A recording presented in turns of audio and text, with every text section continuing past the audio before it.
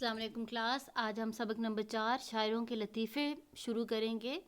شاعروں کے لطیفے کے مصنف ہیں مولانا محمد حسین آزاد. تو ہم سبق شروع کرتے ہیں.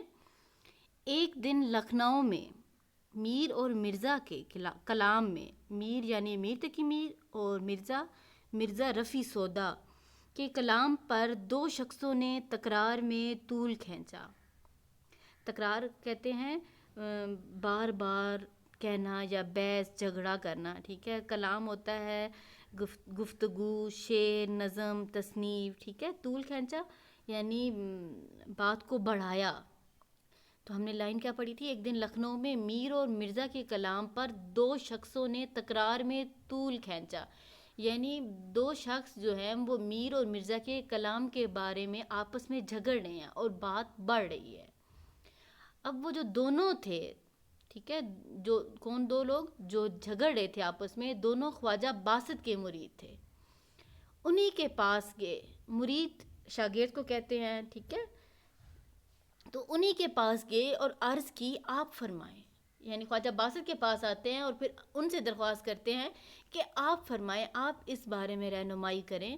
تو انہوں نے کہا دونوں صاحب کمال ہیں. یعنی انہوں نے کہا کہ دونوں ماہر ولی اور عالم ہیں. یعنی دونوں کا کلام جو ہے وہ اعلیٰ درجے کا ہے، مگر فرق اتنا ہے کہ میر صاحب کا کلام ہے. یعنی اب فرق بتا رہے ہیں دونوں کے کلام کا کہ میر صاحب کا کلام جو ہے وہ دکھ بھرا ہے، یعنی غم کی شاعری ہے. جو ہے افسوس اور دکھ کے اظہار کے لیے ہم استعمال کرتے ہیں. اور مرزا صاحب کا کلام ہے. فاہمین خوشی کے جذبے کا اظہار کرتا ہے. مثال میں میر صاحب کا شعر پڑھا اور شعر تھا سرہانے میر کے آہستہ بولو ابھی ٹک روتے روتے سو گیا ہے. ٹھیک ہے. یعنی میر تقی میر کے تکیے کے پاس جو ہے آہستہ آواز میں بولو، وہ ابھی تو روتے روتے سو گیا. ٹک کہتے ہیں ذرا. اس کے بعد پھر مرزا کا شعر پڑھا. سودا کی جو بالیں پہ ہوا شور قیامت خدا میں ادب بولے ابھی آنکھ لگی ہے. سودا شاعر کا تخلص ہے، مرزا رفیع سودا کا تخلص ہے. ٹھیک ہے. بالیں سرہانا، شور قیامت ہوتا ہے بہت زیادہ شور، خدام ہوتا ہے خادم کی جمع خدمت گزار لوگ. یعنی جو سودا ہے ان کے سرہانے کے پاس آہستہ آواز میں بولو، یہ ان کے خادم جو ہیں وہ خدمت گزار لوگ کہہ رہے ہیں کہ ابھی تو ان کی آنکھ لگی ہے. ان میں سے ایک شخص جو مرزا کے طرفدار تھے، یعنی مرزا رفیع سودا کی تعریف کرنے والے تھے، ان کو ماننے والے تھے، وہ مرزا کے پاس بھی آئے اور سارا ماجرا بیان کیا. ٹھیک ہے. ماجرا ہوتا ہے کیفیت، جو کچھ گزر چکا ہو یا واقعہ، وہ بیان کیا. مرزا بھی میر صاحب کے شعر کو سن کر مسکرائے اور کہا شعر تو میر کا ہے مگر داد خواہی ہوتا ہے انصاف اور فریاد ہوتا ہے، ان کی ددا کی معلوم ہوتی ہے. ددا یعنی بچے پالنے والی ملازمہ جو ہوتی ہے اس کو کہتے ہیں. ٹھیک ہے. شعر میر کا ہے مگر جو انصاف ہے وہ ان کی ملازمہ کا معلوم ہو رہا ہے. اب ہم دوسرے لطیفے کی طرف آتے ہیں. ایک دن سودا مشاعرے میں بیٹھے تھے. ٹھیک ہے. لیکن لوگ اپنی اپنی غزلیں پڑھ رہے تھے. ایک شریف زادے کی 12-13 برس کی عمر تھی. اس نے غزل پڑھی. مطلع تھا. مطلع غزل کا یا قصیدے کا پہلا جو شعر ہوتا ہے اس کو مطلع کہتے ہیں. تو غزل کا جو مطلع تھا اس نے پہلا شعر پڑھا. شعر ہے دل کے پھپھولے جل اٹھے سینے کے داغ سے، اس گھر کو آگ لگ گئی گھر کے چراغ سے. پھپھولے ہوتے ہیں چھالے. ٹھیک ہے.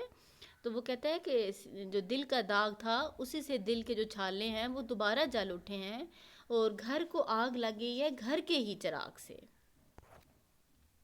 گرمی کلام پر سودا بھی چونک پڑے. گرمی کلام ہوتا ہے کلام کا پرجوش ہونا. پوچھا یہ مطلع کس نے پڑھا؟ یعنی یہ شعر کا پہلا ایسا کس نے پڑھا؟ لوگوں نے کہا حضرت یہ صاحبزادہ ہے، یعنی بیٹا ہے. سودا نے بھی بہت تعریف کی، بہت مرتبہ پڑھوایا اور کہا میاں لڑکے جوان ہوتے نظر نہیں آتے. ٹھیک ہے. یعنی مطلب اس کا یہ مطلب ہم لے سکتے ہیں کہ جوان نہیں ہو سکو گے بھائی، تم اتنا اچھا کلام پڑھتے ہو، تمہیں اس نظر لگ جائے گی. ٹھیک ہے. یا پھر ہم یہ بھی کہہ سکتے ہیں، اس کا مطلب لے سکتے ہیں کہ انہوں نے جو کلام پڑھا تھا، جو شعر پڑھا تھا، اس میں ابھی بہت ساری غلطیاں تھیں. ٹھیک ہے. تو وہ عام جو انسان ہوتا ہے نا، پختہ کلام نظر نہیں آ رہا تھا ان کو.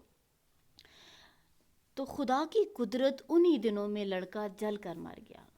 ٹھیک ہے، مرزا نے تو ویسے کہا تھا نا کہ جوان ہوتے نظر نہیں آتے، لیکن خدا کی قدرت ایسی ہوئی تھی کہ کچھ ہی دنوں میں وہ لڑکا جل کر مر گیا تھا. اب لطیفے نمبر 3 کی طرف آتے ہیں ہم. ایک دن انشاءاللہ خان جرات کی ملاقات کو آئے. انشاءاللہ خان جرات کا اصل نام ہے کلندر بخش جرات. ٹھیک ہے، ان کی ملاقات کو آئے، دیکھا تو سر جھکائے بیٹھے کچھ سوچ رہے ہیں. انہوں نے پوچھا کہ کس فکر میں بیٹھے ہو، یعنی کس پریشانی میں بیٹھے ہو.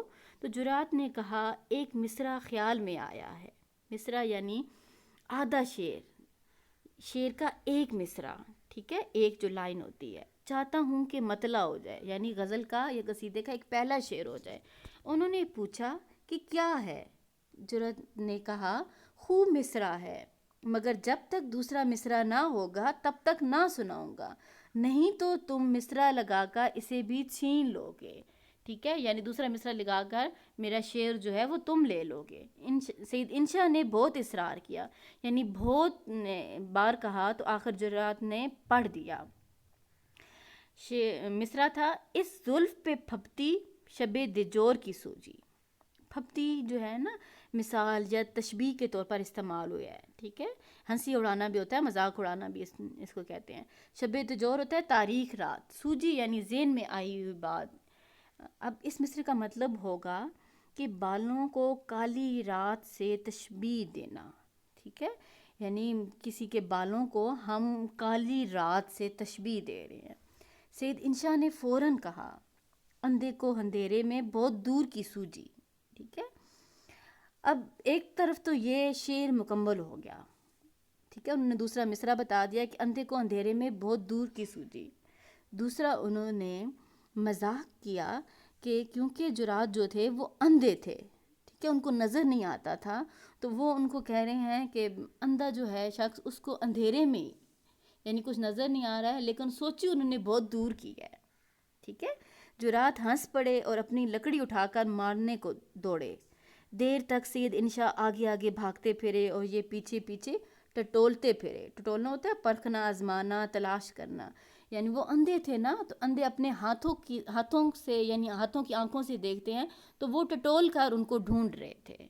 تو آج ہم سبق کا اتنا حصہ پڑھیں گے، باقی انشاءاللہ ہم کل پڑھیں گے.